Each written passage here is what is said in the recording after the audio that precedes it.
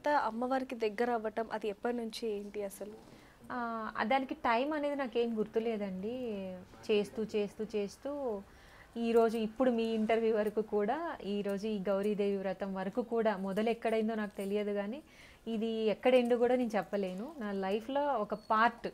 నా లైఫ్ నా life style నాకే ఉంటుంది. అంటే ఒక సామాన్యమైన అమ్మాయినండి. నేను మీలాంటి ఒక సామాన్యమైన అమ్మాయినే. నేనేమి అంటే పురాణాలు, శాస్త్రాలు, వేదాలు చదివిన దాన్నేం కాదు.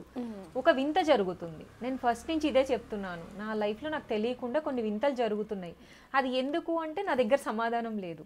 అంటే చిన్నప్పటి నుంచి మీరు అంటే దేవుడికి దగ్గరగా ఉంటూ ఉంటారా? అంటే అమ్మగారు కావచ్చు, లేకపోతే ఇంట్లో ఎవరైనా అలా?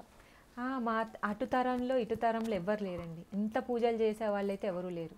మినిమం చేస్తారు. అసలు చేయకుండా ఎవరు ఉండరు. పూజలు, వ్రతాలు ఇయర్‌లో వస్తూ ఉంటాయి గదా! సంవత్సరం అంతా, తర్వాత పండుగలు. అలాంటప్పుడు చేసుకుంటారు అందరూ.